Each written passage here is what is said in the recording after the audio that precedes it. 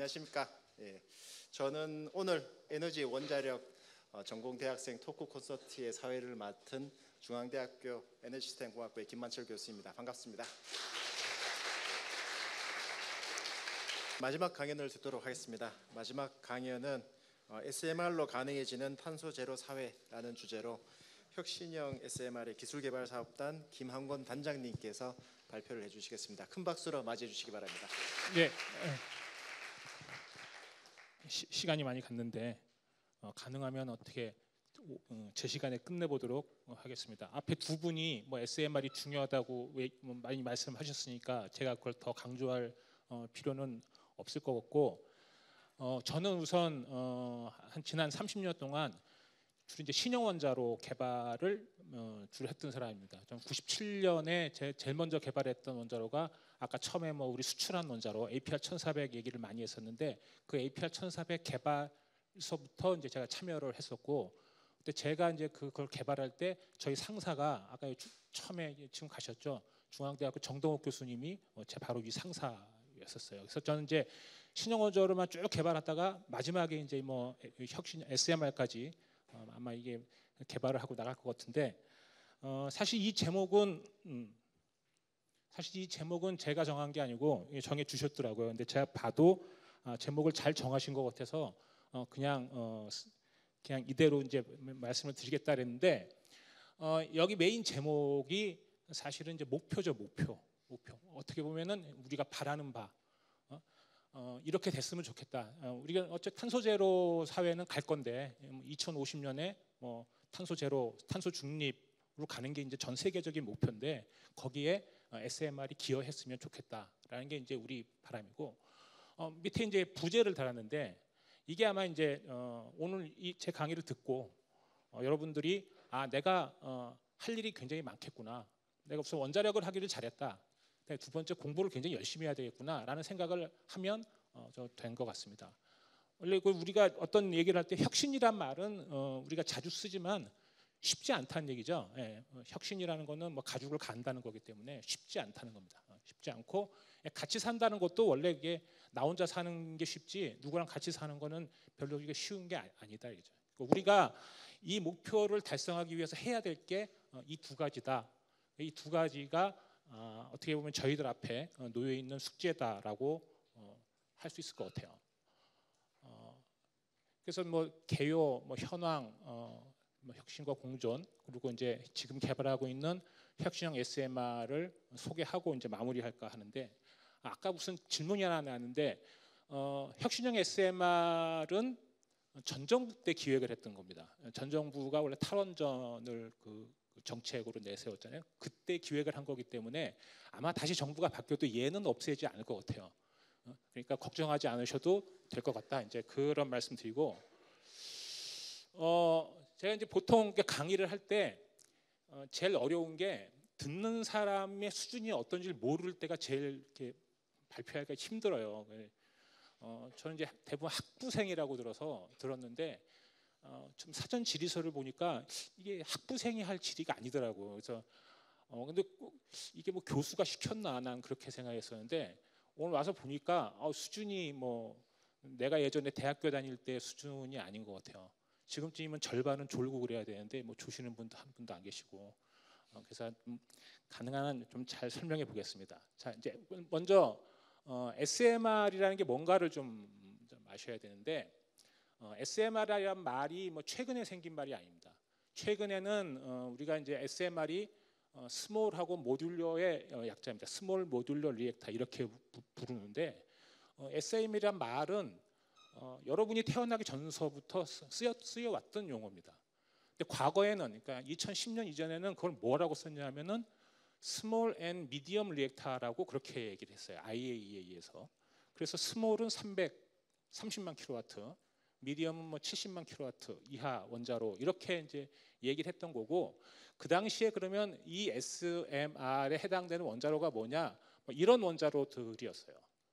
아마 여러분들이 이제 원자로에 관심이 있는 분들이면은 많이 들어본 것들이에요. 아르헨티나가 개발한 카렘, 그다음에 KLT-40에서는 러시아가 개발해가지고 배 실었죠. 그래서 전력 공급하고, 그다음에 이런 아주 유명한 원자로예요. 우리 스마트도 여기 있는데, 그러면 왜 한 그 1990년대서부터 이런 SMR, 그러니까 스몰 앤 미디엄, 작은 원자로를 개발하려고 그렇게 애를 썼나? 그거는 얘가 뭔가 주는 게 있으니까 원자력계에서 썼겠죠. 혹시 여러분들이 저기 한 몇 년 전에 빌 게이츠가 테드 강연한 거 들어보신 분 있으시면, 사실은 탄소를 배출한 건 다 선진국이잖아요. 근데 이제 와가지고 아프리카에 있는 국가들이 탄소 배출하는 걸 선진국이 블레임하는 거는 문제가 있다. 그러니까 선진국이 아프리카한테 해줘야 될 거는 지금 뭐 빌 게이츠가 그 투자한 테라파워라는 회사에서 만든 원자로를 갖다 져줘야 된다는 거죠. 왜 대형 원전은 짓기 힘드니까. 그게 선진국의 의무다. 뭐 이런 강연을 했단 말이에요. IEA도 같은 생각을 한 거예요. 대형 원전은 이런 뭐 큰 나라들만 질 수 있지만, 이런 조그만 원자로들은 이런 개도국이나 조그만 나라도 질 수 있으니까, 사실 원자력의 평화적 이용이라고 하는 거를 주로 하는 IAEA 입장에서는 이런 소형 원자로가 많이 퍼지면 퍼질수록 좋은 거죠. 그래서 이걸 이렇게 많이 강조를 해 왔었어요. 그러다가 이제 한 10년 전서부터 정의가 바뀌었죠. 미디엄에서 이게 모듈러로 바뀌었어요. 그래서 지금 현재에서 스몰 모듈러 리액터라고 해서 뭐 IAEA도 이제 두 가지 용어를 뭐 섞어서 써요. 섞어서 쓰는데, 이 미디엄이라는 말이 왜 같은 M자인데 모듈러로 바뀌었냐? 그 얘기는 이 모듈러가 갖는 어떤 특별한 의미가 있으니까 정의가 바뀌었겠죠. 예? 작은 건 여전히 작은데 왜 특히 모듈러여야 되냐라는 거예요. 모듈러라는 거는 이제 뭐 원자로를 공장에서 만들어 가지고 차에 실어서 그냥 갖다 딱 얹기만 하면 된다. 뭐 이제 일단 개념은 그런 건데, 그게 중요한 의미를 갖기 시작했다. 그래서 지금 SMR이라는 거는 다양하게 활용이 가능한데, 조그만 녀석인데 모듈러가 가능한 원자력이다라는 거죠. 그러니까 이 300메가와트라는 건 옛날에 썼던 의미이기 때문에 지금은 별 의미가 없고, 그냥 모듈러가 가능한 원자력 시스템이라는 거예요. 한 걸음 더 나가면 그냥 SMR이라는 거는 지금은 없지만 미래에 상용화될 가능성이 있는 조그만 원자로들이라고 다 통칭하기도 해요. 그러면 IAEA 같은 나라에서 지난 40년 동안 SMR이 중요하다고 얘기를 했고, 여러 나라에서 SMR을 많이 개발했는데, 그럼 지금 운전되고 있는 SMR은 몇 개나 있겠어요? 지금 운전되고 있는 거는 그렇죠, 하나도 없어요. 그 얘기는 이게 쉽지만은 않은 일이라는 거예요. 내가 그 전 세계가 그걸 하고는 싶었지만 그게 결코 쉬운 일은 아니었다, 지금까지. 그래서 아직까지도 지금 운전되고 있는 건 하나도 없어요.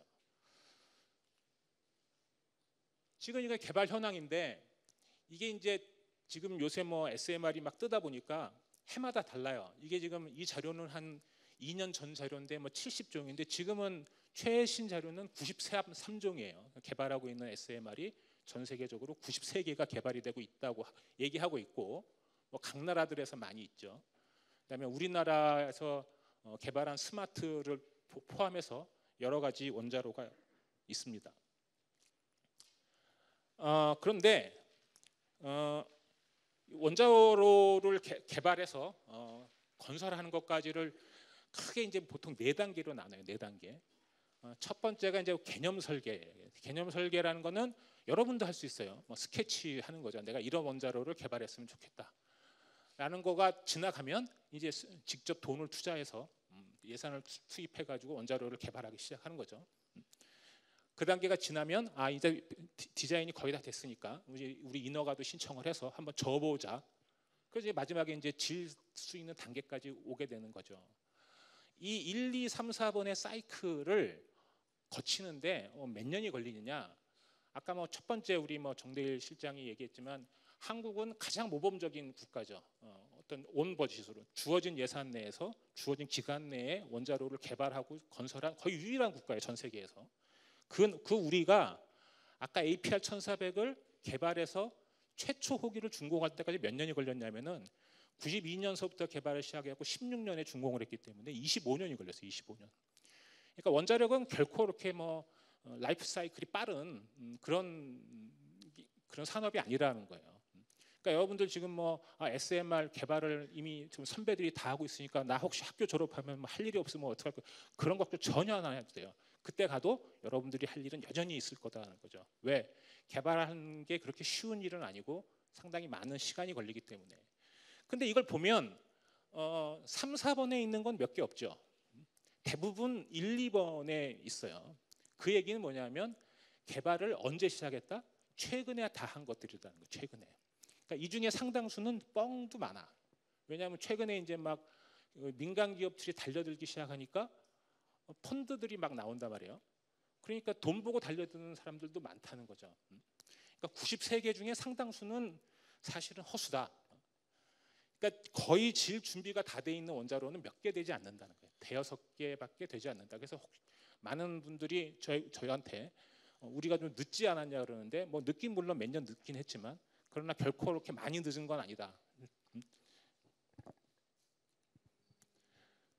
자, 그래서 지금 이렇게 SMR을 소형 원자로가 필요한 시장들이 많다고들 하는데 그럼 왜 그전에는 안 됐냐?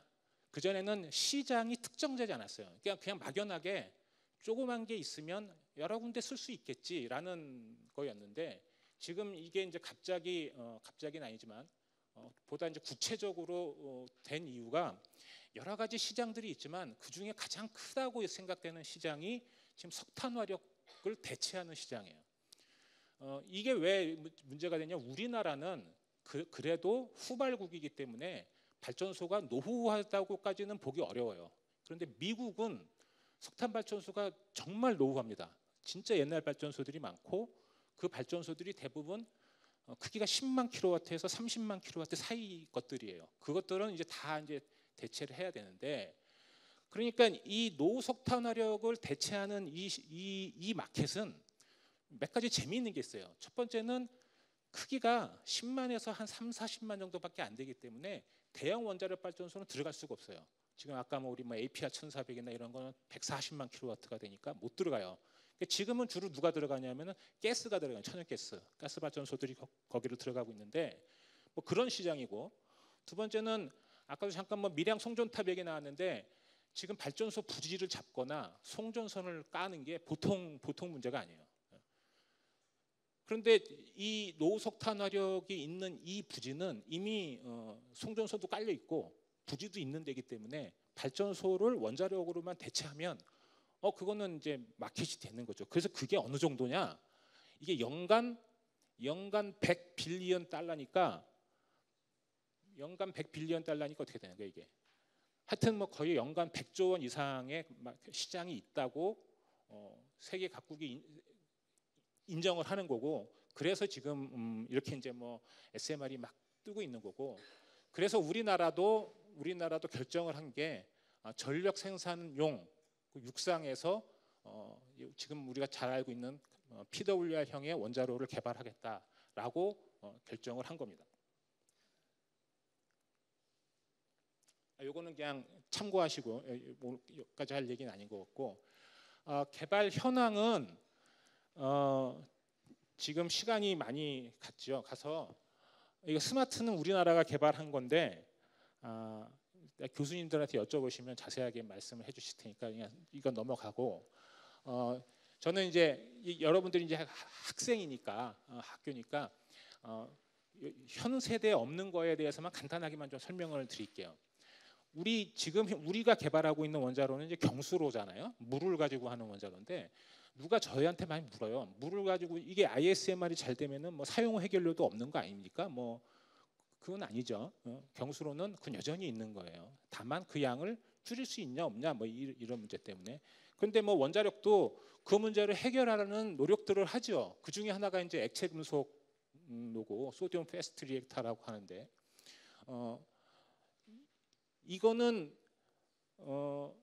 그러니까 이 액체 금속은 그 액체 나트륨은 물하고 닿으면은 폭발을 하죠. 그것만 빼면 거의 신이 내린 냉각제라고 생각하시면 돼요. 그것만 빼면 모든 게 가장 이상적인 원자로다.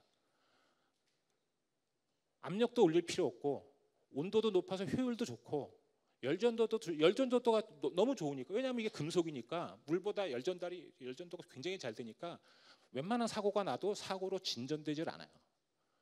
그리고 증식도 가능해요. 그러니까 사용 해결료가 뭐 이상적으로 하면 안 나와요. 왜냐하면 계속 뭐 빌 게이츠가 뭐 그 자기네들이 만든 TWR을 아프리카에 져놓으면은 60년 동안 가만 놔뒀다가 다시 가져 수거하겠다 뭐 이렇게 얘기할 정도로 이런 원자로다. 그래서 이런 원자로도 지금 2030년대는 아니지만 여러분들이 내 나이쯤 됐을 때는 아마 세상에 상용화가 됐으면 좋겠고, 거기에 여러분들이 기여하기를 저는 바랍니다. 근데 요즘에 이제 또 뭐 돈이 된다 그러니까 많이 연구하는 게 이제 용융염 냉각로라 그래서 뭐 미국에서도 많이 개발하고 뭐 덴마크의 시보그라는 데서도 뭐 이렇게 용융염 원자로를 개발해서 배에 싣고 다니겠다고 하는데, 뭐 이 용융염 원자로는 일단 그 후쿠시마 사고 같은 사고 날 가능성이 제로인 그런 원자로예요. 그러니까 뭐 우리가 그 후쿠시마 사고 같은 거는 경수로에서는 해결료가 녹으면 그게 대단한 사고가 되는 거잖아요. 그거 이제 근데 얘는 해결료가 이미 녹아 있기 때문에 사고가 나면 녹아 있는 놈이 굳어버리니까 뭐 그런 사고가 날 가능성이 전혀 없다. 다시 말하면 지금 저희들이 개발하려고 하는 경수로는 어떤 궁극적인 솔루션을 주는 물건은 아니에요. 그걸로 가기 위한 중간 브릿지라고 생각하면 되고, 원자력도 언제까지나 궁극적인 솔루션을 주기 위한 노력은 누군가 해야 되고, 여러분들 중에도 그 일을 하는 사람이 있었으면 좋겠다라는 얘기입니다. 그리고 이제 이것들은 지금 당장 지으려고 하는 SMR 현황이고, 여러분들 뭐 뉴스에 많이 들어보셨을지 모르겠지만 뉴스케일이라는 원자로가 이제 인허가를 받아서 지으려고 하고 있죠. 지으려고 했고, 이거는 후쿠시마 사고가 났던 그 원자로형이에요. BWR인데 BWR-300이라는 원자로가 지금 캐나다에 짓고 있어서 어쩌면 얘가 더 빨리 질지도 모르겠다. 뭐 이런 상황입니다. 그러니까 나머지 원자들은 다 넘어가고. 자, 그런데 아까 제가 처음에 얘기했지만 이렇게 좋은 원자로라 그러면 벌써 돌아가는 원자로가 있었어야 되는데 왜 지금까지 돌아가는 원자로가 하나도 없냐? SMR이라는 원자로가 세상에 나타나려면 다음 4가지 문제를 해결해야만 세상에 나타날 수가 있어요. 하나가 이제 당연히 이제 안전성이겠죠. 안전성이고, 두 번째가 이제 뭐 인허가성인데, 인허가성은 이제 규제기관하고의 상대이기 때문에 오늘 저희가 뭐 여러분들한테는 얘기를 하지 않겠지만 또 인허가를 획득해야 되고, 경제성을 확보해야 되고, 또 유연성을 확보해야 되는데, 첫 번째 안전성은 아까 이제 뭐 분산 전원 얘기도 나오고 있는데 얘는 조그맣단 말이에요. SMR은 10만에서 15만, 그다음에 뭐 원자력에 대해서 아무것도 모르는 아프리카에 가다 짓겠다 뭐 이러려면 이게 우리가 알고 있는 경수로보다는 훨씬 더 안전해야겠죠. 그래야 아무데나 갖다 놔도 되고, 우리가 석탄 발전소를 대체한다 그러는데 석탄 발전소는 여러분 저기 뭐 옆에 서해안 가보시면 뭐 마을 바로 옆에 당진 화력도 있고 뭐 서천 화력도 있고 쭉 발전소들이 있단 말이에요. 거기다 지려면 지금 경수로보다는 엄청나게 더 안전해야만 국민들이 받아들여 줄 거다는 거예요. 그리고 이제 이 경제성인데 사실 이게 이제 뭐 여러분들이 많은 걸 해야 될 부분이라고 생각하는데, SMR은 따지고 보면은 규모의 경제에 역행하는 원자로입니다. 그래서 SMR을 비판하는 기사 중에 야 니들 거짓말하는 거 아니야라고 하는 거는 사실 새겨드려야 되는 것들이에요. 왜냐하면 이때까지 지난 한 50년 동안 원자력계가 한 일은 뭐였냐면 원자력 발전소의 규모를 계속 키우는 거였어요. 지금 뭐 문제가 된 우리나라도 고리 1호기는 70만 킬로와트짜리예요.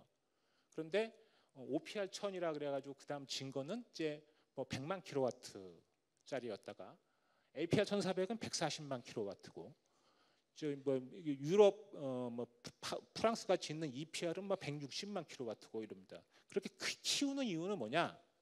어차피 부지를 잡는 노력이나 그 부지에다가 원자로를 하나 딱 설치할 때 드는 비용이 똑같은데, 그럴 거면 당연히 전기를 많이 생산하는 게 훨씬 더 이득이겠죠. 그게 이때까지 원자력계가 해오던 주장이었어요. 근데 어느 날 갑자기 얘가 야 조그만 것도 경제성이 있어. 이것도 지면은 뭐 가스보다 쌀 수 있어라고 얘기를 하면 사실 안 믿는 게 당연한 거죠. 너 거짓말하는 거잖아라고 이제 얘기하는 게 당연하다는 거죠. 이런 문제가 있다. 그다음에 이제 유연성은 아까 우리 팀장님 말씀하셨는데 이제 신재생이 늘어나면 태양광 같은 게 늘어나면은 뭐 우리가 더 커브라 그러는데 생산을 많이 했다가 흐린 날이거나 비 오는 날은 생산을 전혀 안 하고 이런 간헐성 문제가 있죠. 그걸 이제 뭐 경직성 전원이라 그러는데 그러면 원자력 이게 탄소 중립으로 가려면 그래도 신재생은 있어야 되는데 있어야 되고 지금보다 커져야 돼요. 그건 뭐 당연한 거죠. 왜냐하면은 탄소를 배출하지 않는 에너지원은 현재까지 가용한 거는 원자력하고 신재생 둘밖에 없어요. 근데 어느 나라가 내 신재생만 100% 가지고 그걸 달성할 수 있다. 그러면 그 나라는 그렇게 하면 되는데 사실 그럴 수 있는 나라는 거의 없고 더더군다나 우리나라는 절대 안 돼요. 그렇게는. 그러면 이제 원자력을 써야 되는데 그러면 원자력하고 신재생이 동시에 늘어나려면은 원자력이 신재생이 갖고 있는 문제점을 이렇게 뭐 보완해 줄 수 있어 얘가 같이 가는 거지. 얘나 뭐 똑같이 경직성 전원이어 가지고 뭐 어떻게 해볼 방법이 없으면은 그거는 뭐 가스 발전소를 짓든지 하는 방법밖에 없잖아요. 이런 문제들이 있어요. 그래서 이 네 가지 문제를 누가 극복하느냐, 어느 나라가 먼저 극복하느냐가 이제 그 나라가 얼마나 먼저 상용화를 할 수 있냐라고 하는 게 되는 거죠. 그러니까 이제 그 안전성과 경제성은 사실 원전에서는 전통적으로 반비례 관계예요. 이때까지는 그래 왔어요. 이때까지는. 그러니까 안전성을 늘려라. 그래서 뭐 우리가 흔히 알고 있는 사고 발생 확률을 뭐 10,000년에 한 번, 10만 년에 한 번 이렇게 막 하나씩 올릴 때마다 비용은 늘어나는 거예요.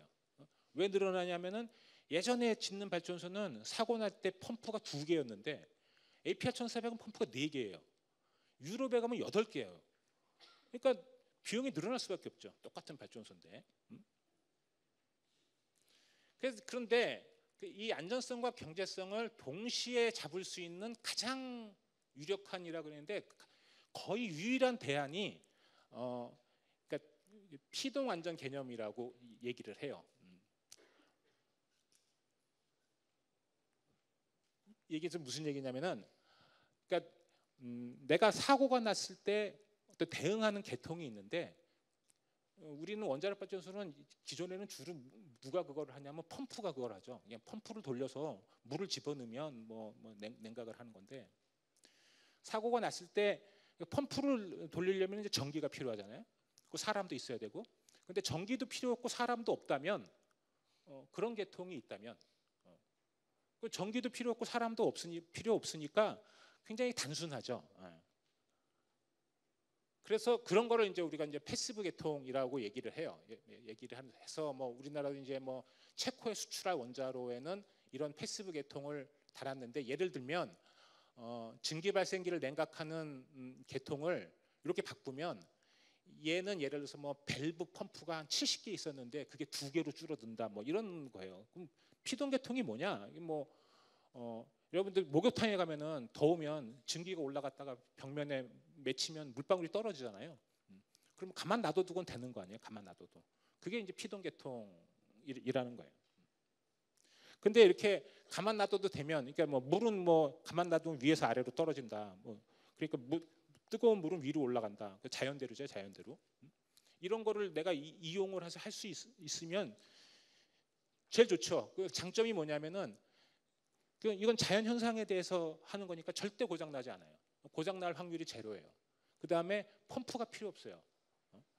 여러분 혹시 원자력 발전소에서 펌프, 이게 안전 기능을 하는 펌프를 이렇게 드러내면 그 펌프 한 대만 드러내면 되는 걸로 혹시 아시는데 그게 아니고 이 방에 안전 기능을 하는 펌프가 하나 있으면 이 방에 냉각하는 것도 안전등급이어야 돼요. 공조기. 그다음에 이 펌프를 냉각하는 펌프가 또 있어야 돼요.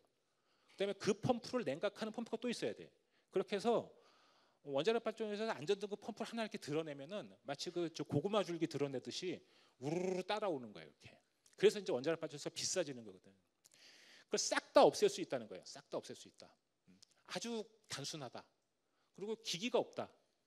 자 그러면 고장도 나지 않고 단순해서 기기도 없어요. 그러면은 경제적이겠죠. 기기가 없으니까. 그다음에 고장 나지 않으니까 엄청나게 안전하겠죠. 그런 건 다 알고 있었다는 거예요. 여러분들의 선배도 다 알고는 있었는데 그걸 왜 못했냐? 이렇게 자연 현상을 이용하는 거는 효율이 떨어져요. 그리고 그거를 입증하기가 굉장히 힘들어요. 효율이 떨어진다는 걸 알겠죠. 내가 물을 강제로 그냥 물을 넣어버리는 게 깨끗하지. 그거는 무슨 뭐 물이 더운 물은 위로 올라가서 걔가 뭐 아래로 떨어지고 뭐 이러면 일단 효율이 떨어지고 이 규제기관한테 여러분들 이제 졸업하고 나면 이제 규제기관 가실 분도 계시는데 규제기관한테 그걸 설명하기 더 어려워요. 그래서 이제 뭐 미국의 뭐 웨스팅하우스의 AP1000이라는 원자로가 일종의 피동 원자로 중에 하나인데 그 공기가 늦어진 중에 상당 부분은 저거를 규제기관한테 설명하기가 어려워서 뭐 그렇게 된 것도 있고 지금도 뉴스케일이 계속 늦어지는 것도 저거를 설명하기가 어려워서 그렇게 된 점도 있어요. 이런 것들이 있어요.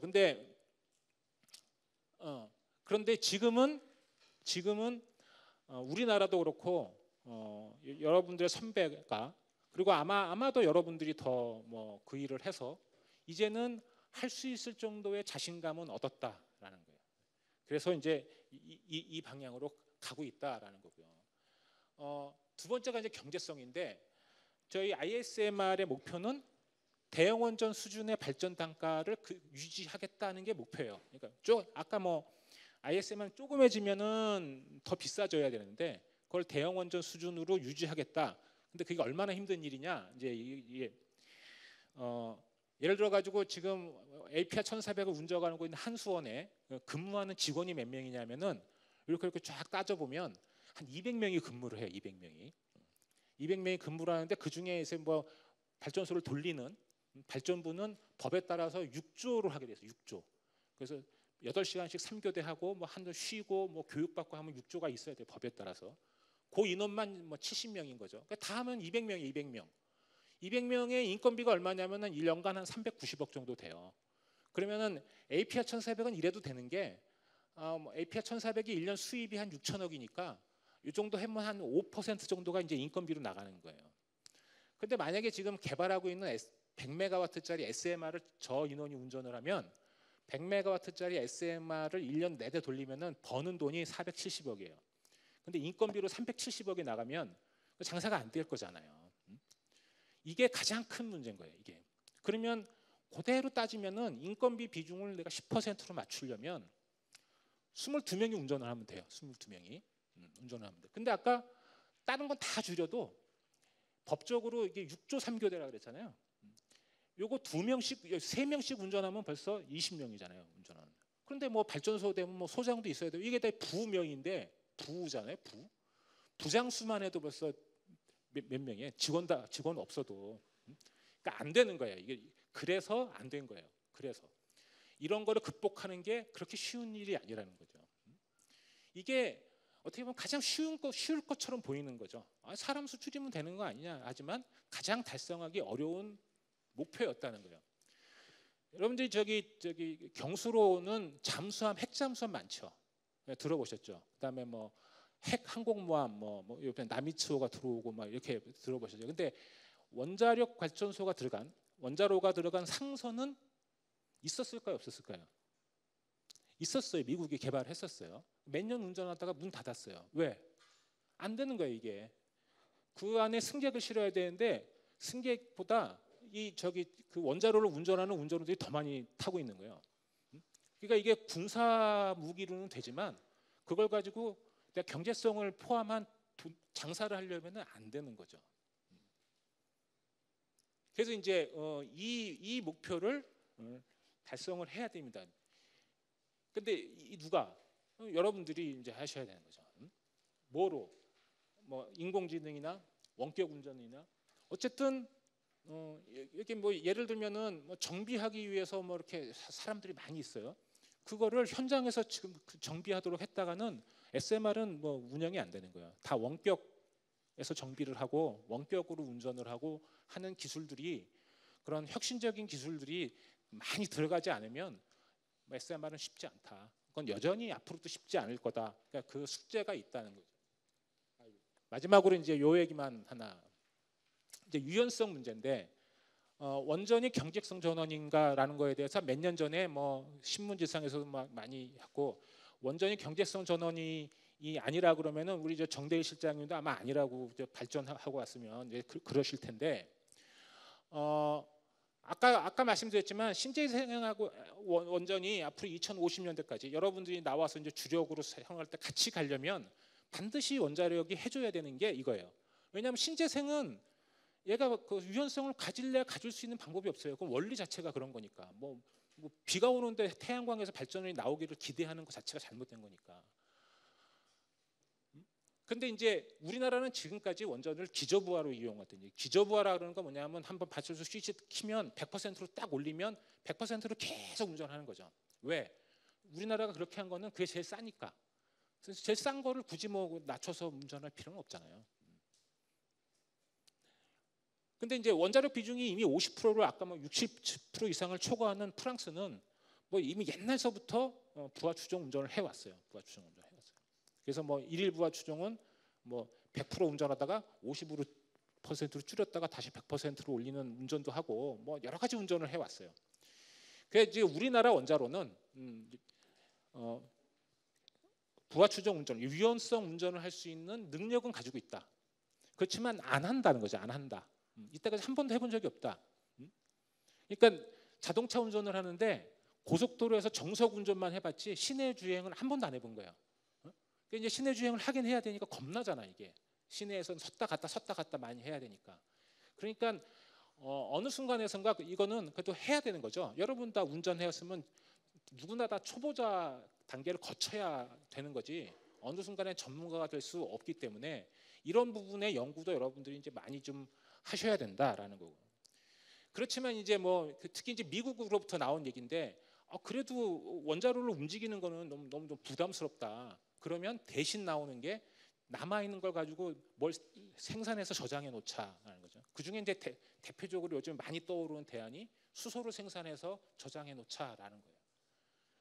그래서 지금 뭐 얘기 많이 나오고 있는 게 원자력을 이용해서 수소를 생산하는데 크게 이제 두 가지 방식이 있어요. 뭐 하나는 그래서 원자로를 가지고 한 850도 이상, 그래 VHTR이라고 그러죠. 고온가스로를 가지고 그런 원자로가 개발이 되면 가장 효율이 좋아요. 그걸로 수소를 생산하면. 근데 그거는 뭐 한참 후 얘기고 지금 당장 경수로를 할 수 있는 거는 둘 중에 하나인데 하나는 그냥 여러분들이 알고 있는 수전에 하는 거죠. 원자력으로 전기를 생산해서 그 전기 가지고 물을 전기 분해해가지고 수소를 생산하면 가격이 어떻게 될 거냐라는 건데 그 가격은 지금 신재생으로 생산하는 것보다는 싸지만 그래도 아직 경제성이 있는 정도까지 내려오기는 조금 더 멀고 두 번째가 이제 원자력 발전소에서 생산된 증기를 가지고 수소를 생산하면 물로 생산하는 것보다는 좋을 거다라는 연구도 지금 많이 해야 되고 이 부분도 우리나라는 아직 너무 초기 상태이기 때문에 여러분들이 할 일이 많을 거다. 시간이 너무 많이 갔네. 예, ISMR에 대해서는 이건 너무 전문적이기 때문에 원자로가 이렇게 생겼다. 예? 그래서 우리는 2028년까지 인허가를 받는 걸 목표로 개발을 하고 있고 이렇게 생겼다라는 것만 말씀드리고 좀 뭐 마치겠습니다. 하여튼 뭐 얘기를 듣고 여러분이 앞으로 석사 과정이나 박사 과정 하실 때 이 부분으로 좀 공부를 좀 많이 하시는 기회가 되기를 바랍니다. 예, 감사합니다. 중앙대학교에서 원자력이랑 기계를 전공하고 있는 김강민이라고 합니다. 그 SMR의 필요성이나 경제성 혹은 왜 우리가 SMR을 연구해야 되는가에 대해서는 굉장히 잘 들었습니다. 근데 실제로 지금 아까도 말씀하셨듯이 경수로 혹은 가압 경수로 같은 경우에 군사 시설에서 상당히 소형으로 이용을 하고 있는데 아까 말씀하셨던 운영적 측면 말고 어떤 정비적 측면에서 우리가 SMR을 더욱더 개발해야 되는 부분에는 어느 것들이 있고 그래서 어느 것을 보완해야지 우리가 실제로 지금 상용화된 SMR이 존재하지 않는다고 말씀을 하셨는데 그 기술이 상용화되려면 어떤 기술이 더 접목이 돼야 되는지 궁금합니다. 아까 제가 그 네 가지 말씀드렸는데 뭐 여러분들 요새 뭐 AI 뭐 로봇 이런 거 많잖아요. 그런 것들의 대부분은 이제 운영이랑 관련된 된 거예요. 그러니까 뭐 그런 하이 테크놀로지들이 원자력에 계속 들어와야 원자력이 이제 그렇게 가는 거고, 그다음에 안전성 관련된 거는 아마 뭐 제가 알기로는 중앙대에도 뭐 열수력 하시는 교수님들이 많이 있을 것 같은데, 지금 앞으로 해야 될 것 중에 많은 것들은 아까 얘기했지만 뭐 펌프로 물을 주입하지 않고 그냥 자연 현상만으로 안전성을 확보할 수 있는 그런 방법에 대한 연구가 아마 앞으로도 좀 많이 돼야 될 걸로 저는 보고 있습니다. 예. 여러분 열심히 공부하세요. 안녕하십니까. 에너지 시스템 공학부 19학번에서 기계를 전공하고 있는 김호준입니다. 그 교수님께서 지금 설명해 주신 SMR 관련해서 잘 들었습니다. 근데 이제 SMR 자체는 소형 발전기다 보니까 그 계측적으로 발전소의 사이즈가 작아지면 어쩔 수 없이 수득률이 작아지는 그러한 문제가 발생을 하는데, 아까 이제 인건비 측면에서 말씀을 해주셨는데, 그러면 발전량 부분에서는 이게 그 대형 원자로에 비해서 크게 수득률 차이가 나지 않는지, 아니면 어떠한 방법으로 극복하고 있는지 알고 싶습니다. 그러니까 그 아까도 얘기했지만은 대형 원전이 대용량으로 전기를 생산하는 게 비해서 그 불리한 게 굉장히 많죠. 그러니까 그거를 기술로 극복해야 되는 거고, 그럼에도 불구하고 작게 하는 이유, 가장 큰 이유는 아까 얘기했지만 이제 앞으로 뭐 우리나라에서도 어느 교수님이 당진에다가 짓겠다 그랬다가 난리가 한번 났었잖아요. 그 신문에 한번 냈다가, 여러분 좀 모르는구나. 예. 그렇게 아직은 우리가 뭐 SMR을 어느 뭐 석탄 발전소 대체해서 넣자 그러면은 뭐 지역에서 이제 반발이 굉장히 심하겠죠. 그런데 그건 갈 길이라는 거죠. 거기에는 굉장히 다양한 시장들이 있기 때문에 그 시장의 수요를 맞추는. 그래서 아까 우리 것도 보면은 이게 17만짜리가 4개거든. 그렇게 하면 68만짜리 발전소가 되는 거고, 어디선 2개 원한다 그러면 2개 넣으면은 뭐 34만짜리 발전소가 되는 거고, 그렇게 플렉서블하게 할 수 있는 거하고 대형이 가질 수 있는 어떤 장점을 약간 뭐 이렇게 트레이드 오프 한 거죠. 그리고 그 나머지를 기술로 이제 극복해야 되는 게 저희한테 남겨져 있는 숙제라고 보시면 됩니다. 네. 네, 그 중앙대에서 발전기계 전공하고 있는 윤창민이라고 합니다. 그 미국 같은 경우에는 뉴스케일 파워나 페라파워처럼 민간 기업이 SMR 발전을 선도하고 있는데, 한국에는 그런 기업들이 없는 것 같아서 그 이유에 대해서 궁금해서 질문드립니다. 여기 과장 제 팀장님이 나와 계신데, 그 장단점이 있어요. 우리나라가 성공한 것 중에 하나가 저는 이제 바깥에 나가서 우리나라 원자력이 그래도 전 세계에서 가장 모범적으로 된 가장 첫 번째 일을 하려면은 저 정부 때문이라 그래요. 정부가 지난 40년 동안 일관되게 끌고 왔기 때문에 여기까지 온 거지, 이게 민간은 돈이 되면 했다가 돈이 안 되면 안 했다가 뭐 이러는 조직이잖아요. 그러니까 그렇게 해서 성공을 했어요. 그건 맞는데, 그러다 보니까 민간 회사들 입장에서 보면은 저거 개발해도 다 한전, 한수원, 그다음에 뭐 한기, KNF 자기들끼리 다 할 거 아니야. 이제 이것 때문에 지금 진입하기가 좀 어려워서 지금 아마 금년 내년 뭐 저희 사업단도 그렇고 정부도 그렇고 어떻게 하면은 민간을 들어오게 할 건가, 우리도 그런 고민들을 지금 하고 있는 중이라고 보시면 돼요. 안녕하세요. 저는 원자력과 발전전기를 전공하고 있는 김도성 학생입니다. 짧은 질문 3가지만 드리겠습니다. 3개씩이나? 짧게 하겠습니다.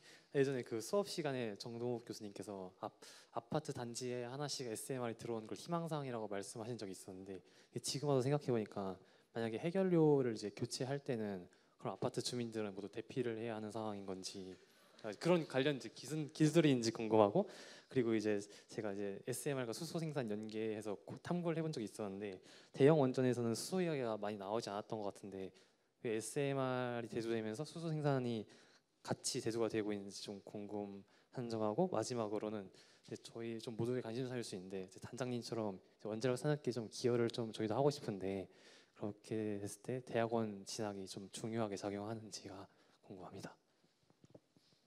그래서 마지막 거부터 제가 봤을 때 이제 여러분들이 만약에 뭐 기술 개발 쪽에 들어온다 그러면 제일 어떻게 보면 일하기 좋은 사람은 석사 마치고 들어오는, 맞죠? 박사까지 마치면 그 좀 플렉서빌리티가 떨어져. 그 전공을 해야 되니까.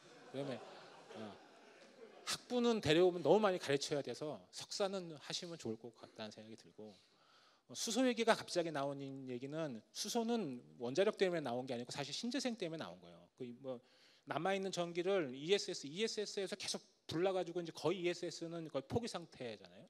그러면 남아 있는 전기를 어떻게 할 방법이 없잖아요. 그러니까 그걸 저장하는 수단의 하나로 이제 수소 경제를 얘기하는 거고, 그러다 보니까 원자력이 훨씬 싸게 할 수 있기 때문에 뭐 거기에 이제 동참하는 거고. 첫 번째가 뭐였지?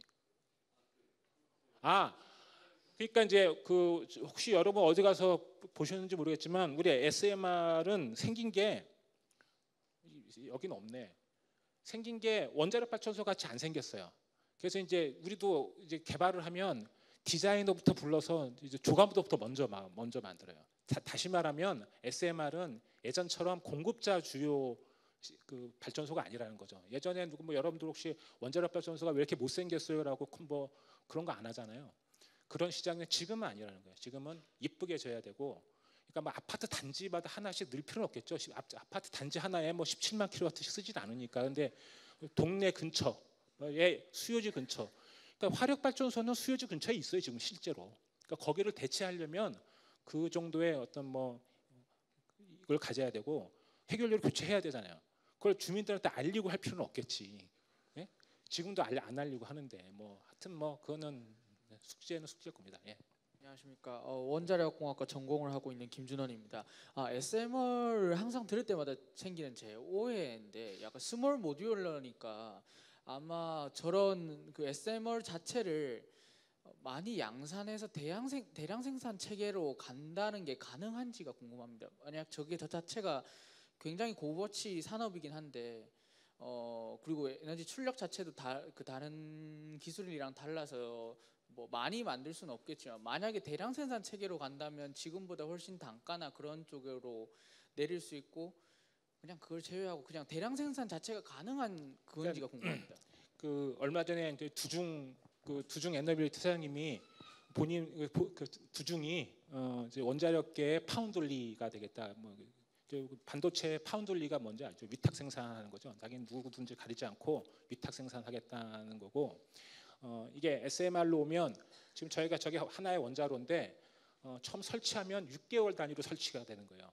그건 목표가 대부분 다 그래요. 안 그러면 너무 늘어지니까. 그럼 6개월 단위로 만들어야 되잖아요. 그런데 지금 원자로 만드는데 한 50개월 걸려요. 그러니까 그렇게 만들어 가지고는 6개월 단위로 설치할 수 없는 거죠. 즉 미리 만들어놔야 되는 거예요. 똑같은 모듈을 인허가를 받으면 그 시장이 만약에 열리면 계속 찍어내고 있어야 되는 거지 미리. 그래서 뭐 필요하면 갔다가 설치하고 필요하면 갔다가 설치하고 그런 날이 여러분들이 나왔을 때 됐으면 좋겠습니다. 예. 안녕하세요. 저 중앙대학교 원자력 전공하고 있는 전세라라고 합니다. 저는 좀 폐기물이나 기술적 측면에서 궁금한 점이 있어서 문의드리는데요. 제가 알기로는 이제 SMR은 모든 기기가 하나의 이제 모듈 안에 이게 다 같이 일체형으로 설계가 되어 있다고 알고 있습니다. 근데 뭐 PWR 같은 경우에는 1차 측과 2차 측이 분리되어 있어서 1차 측 같은 경우에는 뭔가 문제가 생기거나 뭐 수리해야 될 부분이 생기면 뭐 방사선 때문에 조금 어렵다. 그렇지만 2차 측 같은 경우에는 좀 더 수리가 쉽다. 이렇게 알고 있는데요. 이제 얘는 일체형으로 되어 있어서 만약에 그 안에 저희가 PWR에서 사용하는 뭐 터빈이나 이런 거에 문제가 발생을 한다면 그거를 얘를 해체하지 않고도 수리를 할 수 있는지, 아니면 이제 예. 폐기물 관점에서 얘를 다 같이 없애버려야 한다면 더 많아지는 거 아닌지 폐기물이 이런 거에 궁금한 점이 있습니다. 이게 다음에 혹시 기회를 주면 제가 우리 ISMR에 대해서 한 강의를 할게. 1시간 강의를 할 텐데 저 지금 뭐 보시는 게 우리 원자력 발전소의 큰 컨테인먼트 있죠? 그게 저렇게 바뀌는 거예요. 예? 그러니까 저 안에서는 사실 거의 고장 날 게 없기 때문에 폐기물 양은 뭐 기존보다는 훨씬 줄어들 거라고 봅니다. 시간이 너무 많이 가는데. 그죠? 이제 마무리해도 되겠죠? 근데 제가 학생들 상대로 강의를 좀 많이 하는 편인데 제가 최근에 했던 강의 중에 여러분들이 제일 강의를 잘 들으시는 것 같아요. 중앙대가 정말 괜찮은 학교 같아요. 감사합니다. 네.